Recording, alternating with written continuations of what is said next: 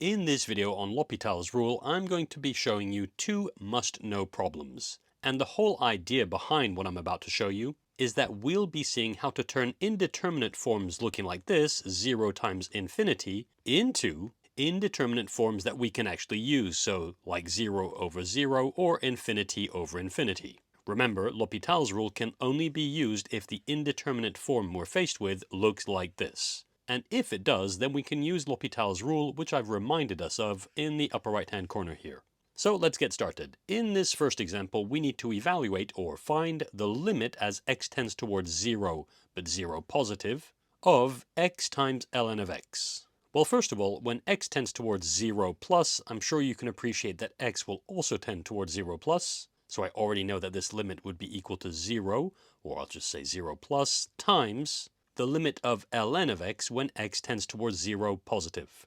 And as x approaches 0 from the right-hand side, so 0 positive, ln of x tends towards negative infinity. And in fact, I'll write that in parentheses. There we go. So as it stands here, we can clearly see that we're faced with an indeterminate form, and at a first glance, it doesn't seem like we can use L'Hopital's rule, since what we have here is neither of the two indeterminate forms we can use L'Hopital's rule with.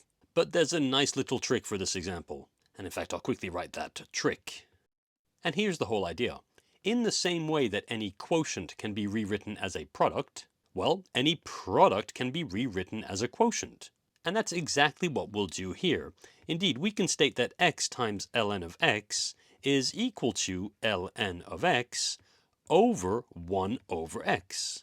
And by doing this, we've now turned this product into a quotient. And so using this result, we can go ahead and state that the limit that we started off with, so that was the limit as x tends towards 0 plus of the product x times ln of x, is equal to the limit as x tends towards 0 plus of the quotient ln of x over 1 over x. Now, in the limit as x tends towards 0 positive, ln of x we have already seen tends towards negative infinity.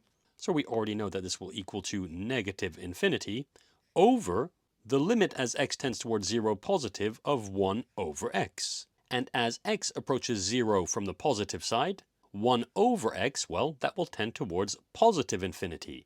So we have negative infinity over positive infinity.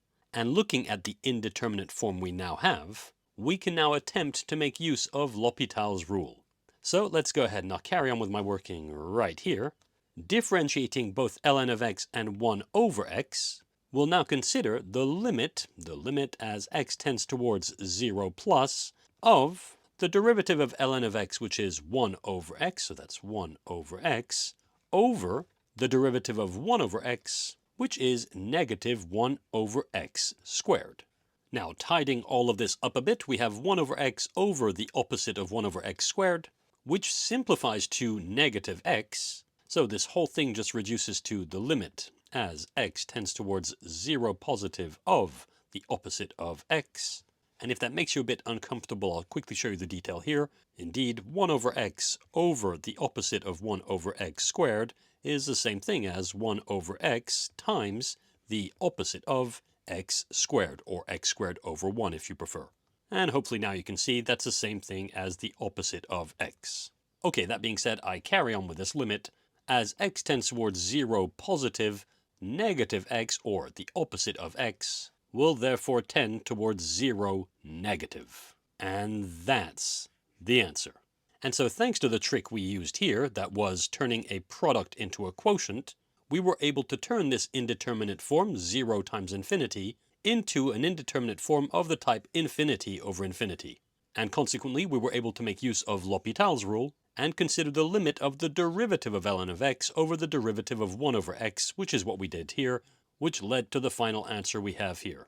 And in fact, in an exam, I would suggest writing your final answer like this: the limit as x tends towards 0 positive of what we started off with, x ln of x, is equal to 0 negative. There we go. All right, now that that's out of the way, let me quickly move on to the second example. In this second example, we need to find the limit as x tends towards 0 positive again of x times cotan of x. Now initially, when looking at this limit, I'm sure it's clear that when x tends towards 0 positive, the x we have here will also tend towards 0 plus, so that's 0 plus here, and that will be times the limit as x tends towards 0 positive of cotan of x. Now, if you're not sure of what the limit of cotan of x is as x tends towards 0 plus, just remember that cotan of x, and I'll write it up here, cotan of x is equal to cosine of x over sine of x, which of course is the reciprocal of tan of x. And so if we quickly consider the limit as x tends towards 0 plus of cosine of x over sine of x, well, hopefully you'll agree that cosine of x will tend towards 1, and sine of x, well, that will tend towards 0, and it will be 0 positive. And 1 over 0 plus, well, that tends towards positive infinity. There we go. So going back to the original limit we had to evaluate here, we can now state that the limit as x tends towards 0 plus of x times cotan of x is equal to 0 plus times positive infinity. And I'll write that inside of pair parentheses like so. All right, now looking at this indeterminate form, clearly it's neither of the type 0 over 0, nor is it infinity over infinity. So at a first glance, we may be thinking that we can't use L'Hopital's rule. But for this limit as well, there's a trick, and I'll quickly write that as well, trick. Now the whole idea behind this trick is instead of looking at cotan as one single entity, for this limit we're better off thinking of it as cosine over sine. In other words, we're going to be thinking of x times cotan of x as x times cosine of x over sine of x, which of course is equal to x cosine of x on the numerator over sine of x. Okay, and now that that's done, we can rewrite the limit we started off with and state that the limit as x tends towards 0 positive of x times cotan of x is equal to the limit as x tends towards 0 plus of x times cosine of x over sine of x. And now that that's done, let's reconsider this limit. As x tends towards 0 positive, x here will tend towards 0 plus, and the cosine of x will tend towards 1. So we already know that this will tend towards 0 positive times 1, and that will be over the limit as x tends towards 0 positive of sine of x, which is 0 positive. In other words, this limit is equal to 0 plus over 0 plus. And again, this is an indeterminate form, but this time it's of the right type for us to consider L'Hopital's rule. So let's go ahead. Let's reconsider this limit, but instead of considering x cosine of x over sine of x, we'll study the limit as x tends towards 0 positive of the derivative of x cosine of x over the derivative of sine of x. And so we can do that right here. And we'll consider the limit as x tends towards 0 plus of the derivative of x cosine of x, for which we'll have to use a product rule there, so that will be equal to cosine of x minus x times sine of x, since the derivative of cosine is negative sine, and that will be over the derivative of sine of x, which is cosine of x.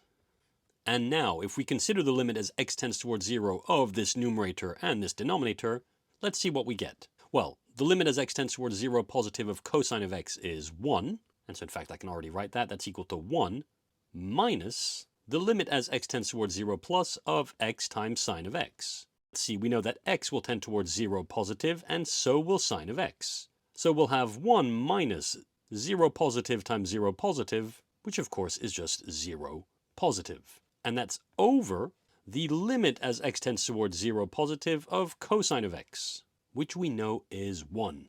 And so we can see here quite clearly that this tends towards 1 over 1, which of course is just equal to 1. And that's the answer. And so thanks to this trick and L'Hopital's rule, we can now state our final answer as the limit as x tends towards 0 plus of x times cotan of x is equal to 1. And that's the final answer. And there we go. Those are two must-know examples and tricks that I would strongly recommend you know, or at least keep in mind, when studying L'Hopital's rule. Indeed, you may come across other limits which can be evaluated in a similar way. And that being said, that's it for this tutorial.